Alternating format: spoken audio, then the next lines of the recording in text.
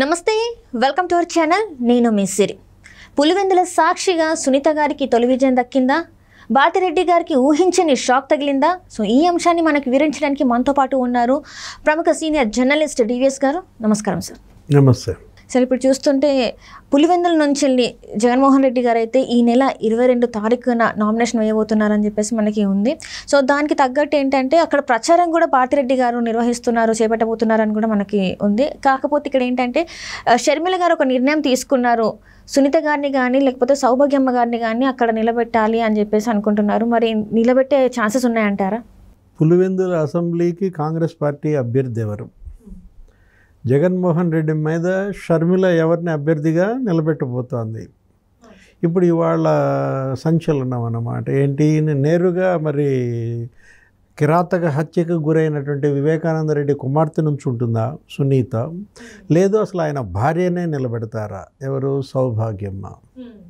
సౌభాగ్యమ్మ కానీ సునీత కానీ కనుక అక్కడ కంటెస్ట్ చేసినట్లయితే జగన్మోహన్ రెడ్డి ఇబ్బందుల్లో పడతారు ఇప్పటిదాకా జగన్మోహన్ రెడ్డి కంచుకోట అనుకున్నటువంటి పులివెందుల బద్దలైపోతుంది ఎందుకని మరి ప్రజలు బాధితుల వైపే ఉంటారు సింపతి ఆ కుటుంబానికి వెల్లువెత్తే అవకాశం ఉంది ఎందుకంటే వివేకానంద రెడ్డి పులివెందుల్లో ఇంటింటికి కనెక్ట్ అయిన వ్యక్తి ప్రతి ఇంటి అవసరాలు తీర్చిన వ్యక్తి ఏది వాళ్ళకి ఏ భూ సమస్యలు వచ్చినా వాళ్ళకి ఏదో చిన్న చిన్న ఎరువులో పురుగు మందులో బ్యాంకు లోన్లో ప్రతి విషయంలో కూడా అతను పిలిస్తే పలికాడు ఎట్లా వాళ్ళ పనులు ఆయనే కారులో ఎక్కించుకుని తీసుకువెళ్ళి అక్కడ ఆర్డీఓ దగ్గర లేకపోతే ఎంఆర్ఓ ఆఫీసో లేకపోతే కలెక్టర్ ఆఫీసో పనులు చేసి పెట్టిన వివేకానంద రెడ్డి కిరాతక హత్యకు గురైనప్పుడు ఆయన కూతురే కంటెస్ట్ చేస్తే ఆయన భార్యే కంటెస్ట్ చేస్తే మరి ఒక వన్ సైడ్ అవుతుందన్నమాట ఇప్పటి వరకు షర్మిల చెప్పలేదు ఏది పులివెందుల కాంగ్రెస్ అభ్యర్థి ఎవరు అనేది ఇంతవరకు ప్రకటించలేదు తను కడప లోక్సభకి బరిలో దిగింది ప్రచారం కూడా ఉధృతంగా చేస్తోంది అవును సార్ బస్సు యాత్ర పెట్టుకుంది తర్వాత ఇప్పుడు ఇంటింటికి ప్రచారం జరుగుతోంది ఒకవైపు ఏమో సునీత అక్కడ ఉన్న నాయకుల ఇళ్లకు వెళ్తోంది మద్దతు కోరుతోంది ఎంపీటీసీలు జెడ్పీటీసీలు మాజీ జెడ్పీటీసీలు అటు తెలుగుదేశం వాళ్ళ ఇళ్ళకి వెళ్తోంది ఇటు వైఎస్ఆర్ కాంగ్రెస్ వాళ్ళ ఇళ్ళకి వెళ్తోంది ఇంటింటికి వెళ్ళి తనకు జరిగిన నష్టం తన తండ్రిని కోల్పోయిన బాధ వాళ్ళతో పంచుకుంటుంది దాని ఇంపాక్ట్ బలంగా పడే అవకాశం ఉంది మరోవైపు సునీత ఏం చేస్తోంది ఇటు షర్మిల బస్సు యాత్రలో కూడా పాల్గొంటోంది అటు ఇంటింటి ప్రచారం నాయకుల్ని కలవటం వాళ్ళ యొక్క ఆశీస్సులు తీసుకోవటం మరోవైపు ఏమో షర్మిలతో బస్సుల్లో పక్కనే నుంచుంటోంది షర్మిల ఏం చేస్తోంది ఇదిగో వివేక బిడ్డ తండ్రిని కోల్పోయిన బిడ్డ నేనే అండ అంటూ తను ఎందుకు బరిలో దిగుతుందో చెప్తోంది తను ఎందుకు పోటీ చేయాల్సి వచ్చిందో చెప్తోంది ఇప్పుడు రాజశేఖర్ రెడ్డి పార్టీ తరఫున పోటీ చేస్తోంది షర్మిల కాంగ్రెస్ నుంచి రాజశేఖర రెడ్డి వివేకానంద రెడ్డి జీవితాంతం లాస్ట్ బ్రీత్ ఏ పార్టీలో ఉన్నారు కాంగ్రెస్ పార్టీలో ఉన్నారు అలాంటి పరిస్థితుల్లో మరి ఇప్పుడు మా నాన్న పార్టీ నా పార్టీ ఒకటే మా నాన్న గుర్తు నా గుర్తు ఒకటే ఏ గుర్తు హస్తం గుర్తు ఇప్పుడు హస్తం గుర్తు అనేది వాళ్ళ బలంగా ప్రజలందరికీ తెలిసిన గుర్తు నీకు 40 ఏళ్ళుగా దానికి గుద్దుతూ ఉంటారు మీ గుర్తు ఇప్పుడు మొన్న కూడా ధర్మాన ప్రసాదరావు అన్నాడు ఎక్కడో నువ్వు కూడా ఇనే ఉంటావు మనకి పార్టీ గుర్తుని మర్చిపోయారు జనాలు అని చెప్పేసి అంటే ఎవరికి తెలియట్లేదురా నాయన నువ్వు ఎవరికి ఓటేస్తావంటే జగన్ ఓటేస్తావని చెప్తున్నాడు మన గుర్తు ఏంటి ఏ గుర్తుకు ఓటేస్తావంటే హస్తం లేకపోతే సైకిల్ అంటున్నారు అంటే హస్తం గుర్తు సైకిల్ గుర్తుకి ఉన్నంత బలం ప్రజల్లో ముద్ర ఫ్యాన్ గుర్తుకు లేదన్నమాట ఇప్పుడు గుర్తు ఒక డ్రాబ్యాక్ జగన్మోహన్ రెడ్డికి మరొకటి ఈ హంతకులనే ముద్ర హంతక పార్టీ హంతకుడికి టికెట్ ఇచ్చాడు మా చిన్నాన్నను చంపినాడికి ఓటేస్తారా రాజశేఖర్ మృతి వల్ల అనాథగా మారిన సునీతకు అండగా నిలబడిన నాకు ఓటేస్తారా అని షర్మిల అంటాను నీకు బలంగా వెళ్తున్నారు వాళ్ళు కొడతాం కూడా అసలు కొండని ఢీ కొడుతున్నారు ఎవరు చెల్లెళ్ళు అన్నమాట మరి ఇప్పుడు జగన్మోహన్ రెడ్డి డోల్ డ్రమ్స్లో పడ్డాడు ఇప్పుడు రేపొద్దున జగన్మోహన్ రెడ్డి రాష్ట్ర వ్యాప్త పర్యటనలు చేయాలి ఆయన పులివెందుల మీదో లేకపోతే కడప మీదో ఆయన కాన్సన్ట్రేట్ చేయడానికి కుదరదు ఆయనకి ఇంకా స్టార్ క్యాంపైనర్లు కూడా ఎవరు లేరు. అవును సార్. ఎవరు ఇప్పుడు ఒక పక్క చంద్రబాబుకి నువ్వు చూసావు, తెలుగుదేశంలో అటు కొడుకున్నాడు లోకేష్, యువగళం, దాని ఇంపాక్ట్ నీకు తెలుసు. పాదయాత్ర ద్వారా అసలు స్వరూపమే మార్చేశాడు. అప్పటిదాకా తెలుగుదేశం గెలుస్తుందా అనుకున్నాళ్ళు కాస్త ఈయన పాదయాత్రతో లోకేష్ అసలు తెలుగుదేశం వేవ్ క్రియేట్ చేశాడు. అంటే చంద్రబాబుకేమో స్టార్ క్యాంపైనర్లు పెరుగుతున్నారు, ఎక్కువచ్చారు. భార్య ఇంకోవైపు భువనేశ్వరి మేడం నిజం గెలవాలి అంటే ఆమె కూడా 9,000 కిలోమీటర్లు బస్సు యాత్ర చేసింది. 208 కుటుంబాలకు డబ్బులు పంచిపెట్టింది. ఇది చనిపోయిన వాళ్ళందరికీ కూడా ఆర్థిక సాయం అందించింది ఆమె ట్రస్ట్ తరఫున. అటు భార్య, ఇటు కొడుకు, ఇంకోవైపు పవన్ కళ్యాణ్, బీజేపీ, జనసేన, తెలుగుదేశం బలంగా మారుతున్నాడు చంద్రబాబు.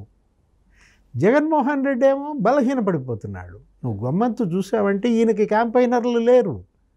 పోయిన ఎలక్షన్లో ఈయనకి ఎవరైతే ఓట్లు వేయించారో షర్మిల అన్న కోసం మరి పాదయాత్ర చేసింది, బస్సు యాత్ర చేసింది, బై బై బాబు పిలిపించిందే షర్మిల. ఆ క్యాంపెయినే కదా బాగా వర్కౌట్ అయ్యి జగన్ను ముఖ్యమంత్రి చేసిన. దీంట్లో సునీత కూడా జగన్ వైపే ఉంది. అప్పట్లో నీకు తెలుసు వాళ్ళ నాన్న హత్యకు గురైనప్పుడు కూడా ఆమెను కూడా నమ్మించారు కదా. ఏంటి చంద్రబాబు హత్య చేయించాడు, నారాసుర రక్త చరిత్ర తెలుగుదేశం వాళ్ళు చేయించారంటే మొదట్లో నమ్మింది. జగన్ అన్న వైపే నిలబడింది. దాని ఫలితం జగన్కి ముఖ్యమంత్రి పదవి, దాని ఫలితం చెల్లెళ్ళు రోడ్ల పాలు. ఇప్పుడు ఆ చెల్లెళ్ళు తిరుగుబాటు చేసిన దీంట్లో మరి జగన్మోహన్ రెడ్డి తరపున మరి స్టార్ క్యాంపైనర్ ఎవరు? ఇక మేడం భారతి. ఆమె ఇప్పుడు నువ్వు అన్నావు ఏంటి, ఇక పులివెందుల్లో ఆయన ప్రచార భారతి గారు కాదు కదా, జగన్మోహన్ రెడ్డి గారు కాదు కదా, ఎవరు ఇక వాళ్ళకి అడ్డుకోలేరు. ఇప్పుడు ప్రజల కళ్ళ ముందు ఇప్పుడు ఒక అంశం, ఇన్నాళ్ళు భయపడ్డారు, ఇప్పుడు కూడా భయపడతారా? భయంతోనే ఓటేస్తారా? నిర్భీతిగా ఓటేస్తారా? ధర్మం వైపు ఉంటారా, అధర్మం వైపు ఉంటారా? తండ్రిని కోల్పోయిన బిడ్డ సునీత, చిన్నాన్నను కోల్పోయిన షర్మిల వీళ్ళ వైపు ఉంటారా? వివేకానంద రెడ్డిని చంపినటువంటి అభియోగం ఉన్నటువంటి సిబిఐ ఛార్జ్షీట్లో A8గా ఉన్నటువంటి అవినాష్ రెడ్డికి ఓటేస్తారా? అవినాష్ రెడ్డిని కాపాడుతున్న జగన్మోహన్ రెడ్డికి ఓటేస్తారు. అడుగుతుంది కదా ఎవరు? షర్మిల.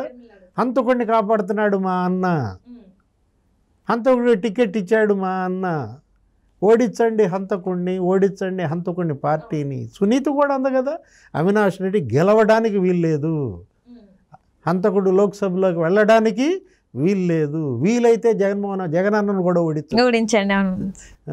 ఇలాంటి పరిస్థితుల్లో అవినాష్ రెడ్డి కోసం జగన్మోహన్ రెడ్డి బలవుతాడా? అలాగే కనపడుతుంది. అవినాష్ రెడ్డి కోసం జగన్మోహన్ రెడ్డి పొలిటికల్ సూయిసైడ్, రాజకీయ ఆత్మహత్య. అవినాష్ రెడ్డిని కాపాడటం కోసం ఇవాళ జగన్మోహన్ రెడ్డి తన రాజకీయ జీవితాన్నే బలిపెడుతున్నాడు, వైఎస్ఆర్ కాంగ్రెస్ పార్టీ భవిష్యత్తునే బలిపెడుతున్నాడు అనేది మనం చూస్తున్నాం, కళ్ళ ముందు కనపడుతోంది. ఒక్కడి కోసం పార్టీనే త్యాగం చేస్తాం. 175 మంది అభ్యర్థుల్ని సాక్రిఫైస్ చేస్తున్నట్టుగా జగన్మోహన్ రెడ్డి ఓడిపోతే, అతను ముఖ్యమంత్రి పదవి నుంచి దిగిపోతే ఇంకా పార్టీ బతకదు.